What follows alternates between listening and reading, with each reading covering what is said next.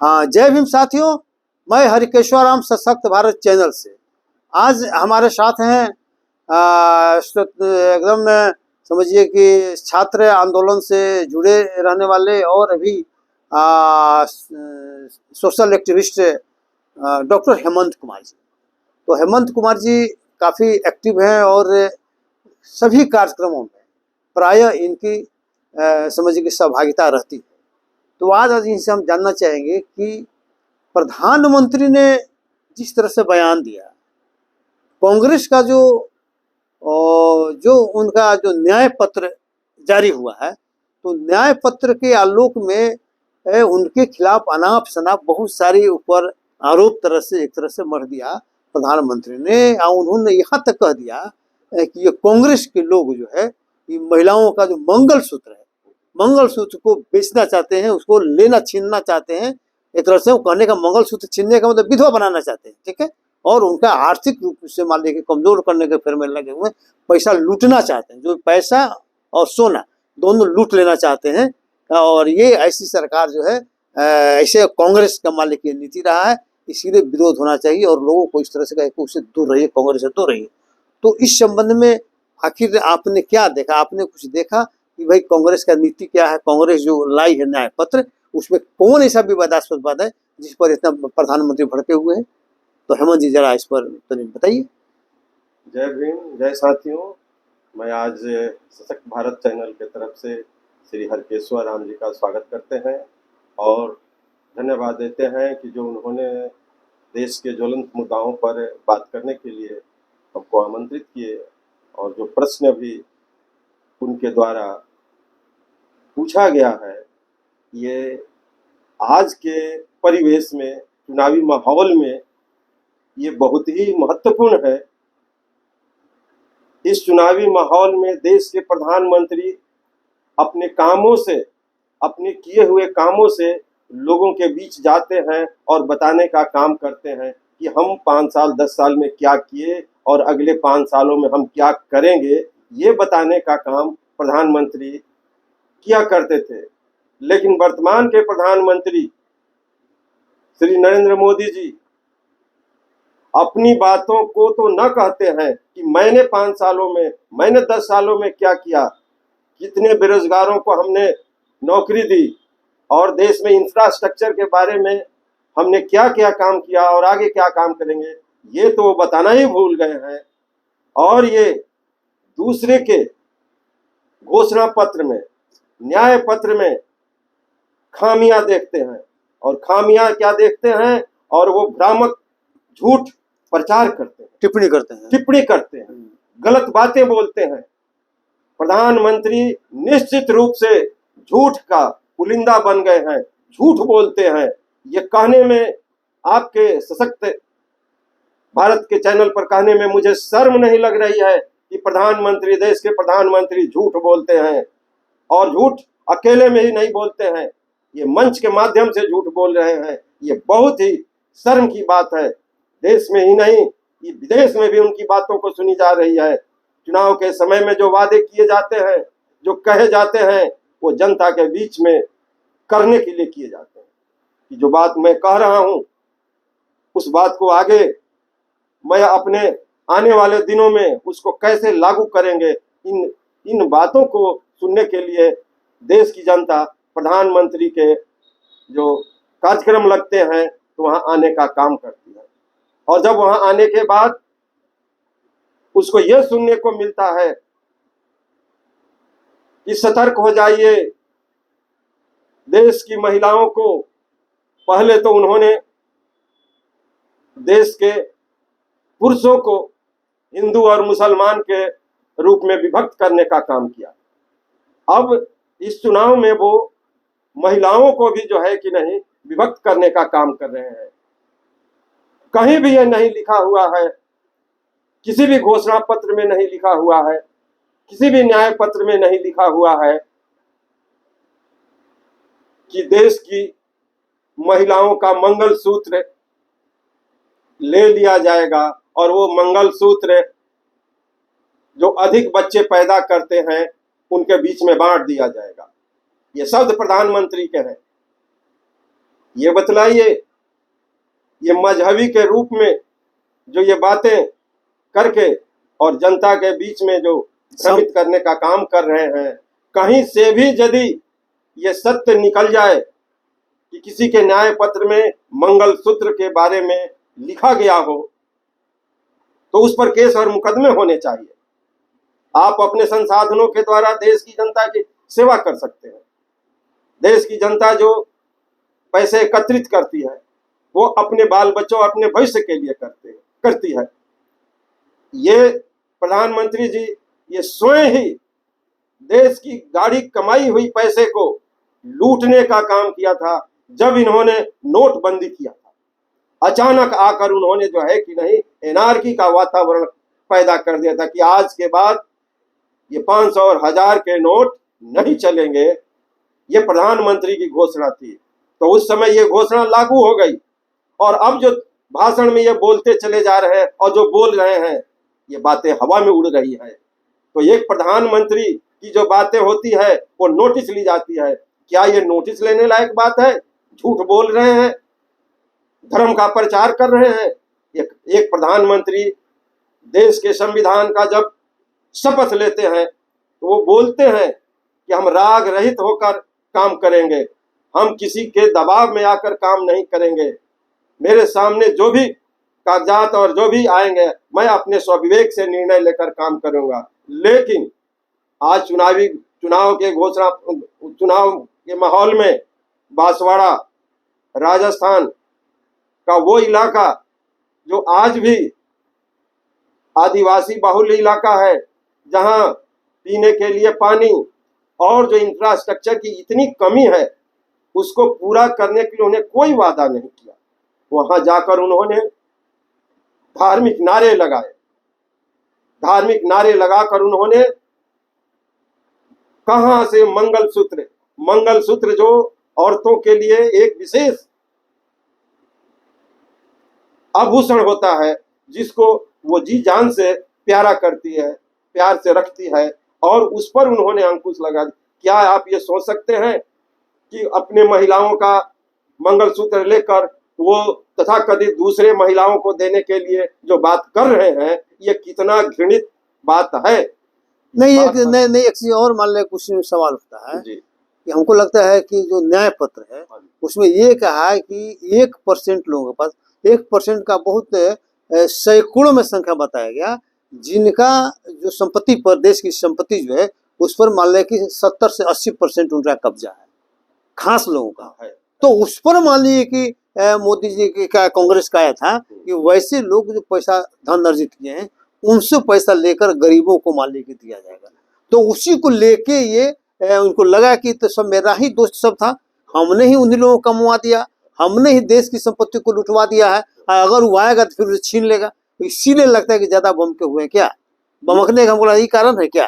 नहीं, उस बात को हाँ, जो कांग्रेस के द्वारा जो लाई गई है कि जो 1% पूंजीपतियों के हाथ में जो पैसे सीमित होके जमा हो गए हैं, उसको जो है कि नहीं लेने का, क्या कहने का मतलब यह है कि उस पर विचार किया जाएगा, जांच कराया जाएगा, जांच के बाद कि इस पैसे का जो है कैसे कैसे समान रूप में दूसरे अन्य लोगों को भी जो है कि नहीं वितरित किया जाए, दिया जाए, कि उनकी भी गरीबी दूर हो, देश का विकास हो, देश का विकास में लगे। चंद लोगों के हाथ में पूंजी रहने से देश का विकास नहीं हो सका, देश का शोषण होगा। एक आदमी करोड़पति बनते हैं तो कई आदमी खाकपति बनते हैं। तो ये खाकपति न बने और कोई करोड़पति न बने, बशर्ते कि समाजवादी विचारधारा में सब लोग हजारपति बन जाएं, सब लोग जो है कि नहीं लखपति बन जाए, वो ज्यादा महत्वपूर्ण है, बशर्ते कि आदमी चंद लोग अरबपति हो जाए, अरबपति और खरबपति हो जाए, और लोग देश के लोग और खाकपति हो जाए। तो इसी को जो मैंने लाया गया है उसको पाटने के लिए, उसको लोग समझे नहीं। एक नया बात जो है कि नहीं इन्होंने लाने का काम किया कि इसी में लोग भरम जाएं और जो मुद्दे की बात हो रही है भ्रमित हो जाए। चलिए, अब फिर एक दूसरा प्रश्न है कि चुनाव आयोग पर ये आरोप लग रहे हैं कि चुनाव आयोग जो है ना निष्पक्षता और स्वतंत्रता से लगता है कि काम नहीं कर पा रहा है। ठीक है, और चूंकि प्रधानमंत्री चाहे बीजेपी वालों का पक्ष ले रहा है और दूसरे लोगों की बात अनसुनी कर रहा है, तो ऐसा मानने की बहुत तरह की बात आ रही है, बहुत लोग सवाल उठा भी रहे हैं। तो इसके संदर्भ में आखिर इसका कारण क्या हो सकता है, उसको आप किस रूप में, ऐसा क्यों हो रहा है? देखिए, चुनाव आयुक्त पहले भी आए थे और आज भी चुनाव आयुक्त नियुक्त हैं, लेकिन इस बीच में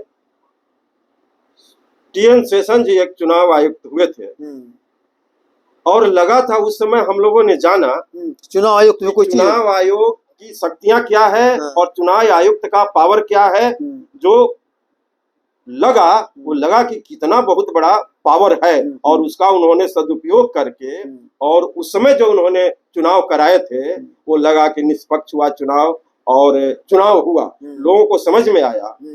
और इस बात को मैं ही नहीं कह रहा हूँ, इस बात को चीफ जस्टिस श्री चंद्रचूड़ जी ने भी कहा कि टीएन शेषन जैसा चुनाव आयुक्त क्यों नहीं होते हैं, अपनी शक्तियों को क्यों नहीं पहचानते हैं, जिसके कारण जो है कि नहीं चुनाव आयोग से संबंधित जो बातें चुनाव आयुक्त को बताना चाहिए, जो निपटारा करना चाहिए, वो आज मेरे न्यायालय में आ रहा है और हमसे पूछा जा रहा है। तो कहीं ना कहीं चुनाव आयोग निष्पक्ष नहीं है, इसके कारण हो रहा है। हाँ, स्वतंत्र ढंग से काम नहीं कर रहा, निष्पक्ष ढंग से काम नहीं कर रहा, नहीं कर रहा है। हाँ, निश्चित रूप किसी के दबाव में काम कर रहा है। हाँ। ये बातें तब पता चली और की दबाव में हो रहा है जब चुनाव आयोग की नियुक्ति की बात आई थी, तो एक दिन पहले अनिल कुमार आईएएस जो थे उनका इस्तीफा लिया गया, बीआरएस लिए वो, और उनको चुनाव आयुक्त के पद पर नियुक्त किया गया। अच्छा, तो देश के सामने पहली बार यह घटना घटी कि बीआरएस लेकर जिस आदमी को बीआरएस लिया गया और उसको चुनाव आयोग के चुनाव आयुक्त बनाया गया। ये जब आम आदमी के नजर में आया तो कोई ना कोई व्यक्ति जो जागरूक थे वो सुप्रीम कोर्ट में चले गए। और ये जब सर्वोच्च न्यायालय के नजर में आया और माननीय चीफ जस्टिस श्री चंद्रचूड़ जी के न्यायालय में ये बात आई, तो जो बहस के दरमियान में उन्होंने जो है कि नहीं तुषार मेहता जो हैं सरकार के जो एडवोकेट जनरल होते हैं, उनसे पूछा गया कि चुनाव आयोग की नियुक्ति करने की क्या प्रक्रिया है। अच्छा, उसका कोई कानून है कि नियम है कि नहीं, नियम है कि नहीं? हाँ, नियम है कि नहीं।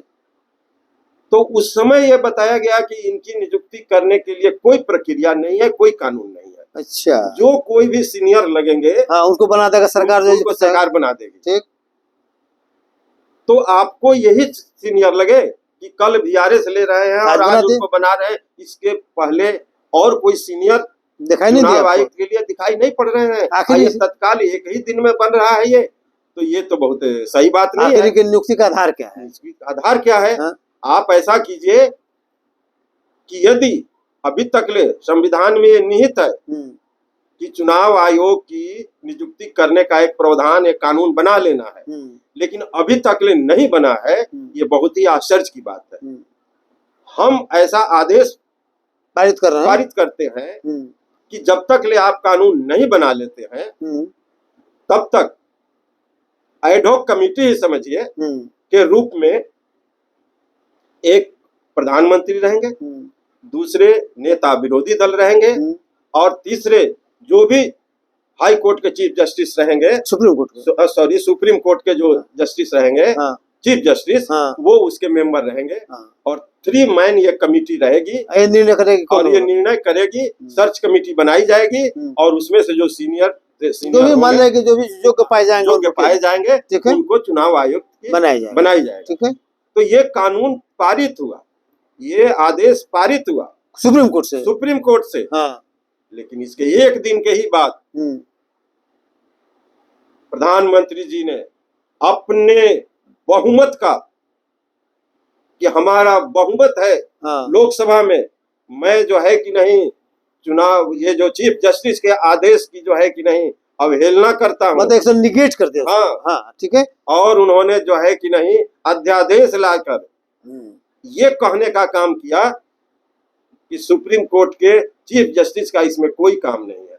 कोई जरूरत नहीं, कोई जरूरत नहीं है। ठीक है। हाँ, तो और प्रधानमंत्री रहेंगे, विरोधी दल के नेता रहेंगे, और एक मेरे ही कलीग में कोई केंद्रीय जो मंत्री है, केंद्रीय मुख्य में से सीनियर कोई रहेगा, सीनियर, उनको हम चुनेंगे। तब तो मान लीजिए जो कैबिनेट जिसको चाहेगा, हाँ, प्रधानमंत्री चाहेगा वही हो जाएगा, वही हो गया, मेजोरिटी चुनाव उन्हीं का हो गया। उन्हीं का हो गया। तो निष्पक्ष हुआ नहीं, ना निष्पक्ष हुआ। हाँ। तो जो निष्पक्ष नहीं होगा, हाँ। जो स्वतंत्र नहीं होगा, वो कोई किसी को नियुक्त कर देगा तो उसी के बात में रहेगा ना, वो दबाव में काम करेगा, दबाव में काम करेगा। अगर गलत काम करेगा उसका विरोध भी नहीं कर सकेगा, विरोध नहीं कर सकते। यही हो रहा लगता है आज, यही हो रहा है, यही हो रहा है, जो बड़ा दुर्भाग्यपूर्ण मानने की स्थिति है। दुर्भाग्य ही नहीं, इस चुनाव के माहौल में सारे के सारे नहीं तो कम से कम 25 लोगों ने प्रधानमंत्री के भाषण को कोट करते हुए चुनाव आयोग को ये बताने का काम किया है कि ये प्रधानमंत्री के द्वारा आचार संहिता का उल्लंघन है, इस पर आप क्या निर्णय लेते हैं। चुनाव आयोग अपने आप को अभी असहाय महसूस कर रहा है। क्या करे, कैसे करेगा? जब देखिए उसका जो नियुक्ति प्रक्रिया है, वो नियुक्ति प्रक्रिया ही अगर इस तरह से मान लीजिए होगा कि प्रधानमंत्री और मान लीजिए उसके कैबिनेट का कोई आदमी जिसको चाहेगा उसको बना देगा, तो आदमी कैसे काम करेगा उसके विरोध में? तो मान लीजिए ये प्रक्रिया जो हो गया, इसका मतलब आप तो आयोग को अपना कठपुतली बना दिया ना। कठपुतली, ये एनार्की का समय आ गया है। ये एक अच्छा नमूना हम लोग के समझ और सुप्रीम कोर्ट के निर्णय का भी उलट पुलट मतलब कहा कानून बनाइए, आप अध्यादेश के जरिए उसको छोड़ दिए, अपना लिए, ये अपना लिए। तो हर चीज को अध्यादेश के रूप में लिया के, और जो सुप्रीम कोर्ट के आदेश को आप जो है कि नहीं बदल रहे हैं, तो ये तानाशाह का जो एक स्वरूप होता है कि आगे आने वाले दिनों में जो है कि नहीं, ये तो एक नमूना है, आगे आने दिनों में हम क्या क्या करेंगे, ये आप लोग सतर्क रहिए। तो आज के डेट में जो ये चुनाव हो रहा है, तो हम और आप निश्चित रूप से ये मतदाताओं से अपील करते हैं कि इनके कारनामों को देखिए, और जो अध्यादेश के द्वारा ये जो चुनाव आयोग को नियुक्त किए हुए हैं, ये कठपुतली बने हुए हैं। आज भी यदि चुनाव आयोग अपने अंदर के जज्बा को प्राप्त करे और जो भी चुनाव आचार संहिता का उल्लंघन हो रहा है कोई भी करे, उस पर कम से कम नोटिस देके बताने का भी काम करे। अब तो ये स्थिति हो गया कि अगर आयोग को इस तरह से अपने कठपुतली बनाया जाएगा, तो कल कोई यूपीएससी के चेयरमैन और उसके मेंबर को कठपुतली बनाने के लिए कर देगा। आज इसको चाहेगा उसी से नियुक्ति का मान ले अनुशंसा प्राप्त कर लेगा। ये तो मान ले कि एनार्की हो जाएगा ना, एनार्की। जबकि संविधान में स्पष्ट रूप से है कि जो आयोग बनेगा, कोई भी आयोग है, तो आयोग बनेगा तो इस तरह से बनेगा कि उस पर किसी तरह का दबाव नहीं हो, बिना दबाव में काम कर सके और निष्पक्ष ढंग से काम कर सके, स्वतंत्रता के साथ काम कर सके। तो ये सारा प्रक्रिया को ले देखे प्रधानमंत्री कहाँ देश को ले जाना चाहते हैं, ये तो बड़ा विकट परिस्थिति है। विकट परिस्थिति। तो इसमें जनता को निर्णय लेना है, जनता को सोचना चाहिए कि ऐसे प्रधानमंत्री के साथ हमारा क्या व्यवहार होना चाहिए, और उनको हमको सपोर्ट करना चाहिए या सपोर्ट नहीं करना चाहिए, और ऐसे लोगों को सबक सिखाना चाहिए या गलत में भी सपोर्ट करना चाहिए। ये जनता का मान लीजिए है, और उम्मीद है कि जनता सही समय पर सही निर्णय लेगी। जय भीम, जय हिंद, जय भारत, जय संविधान।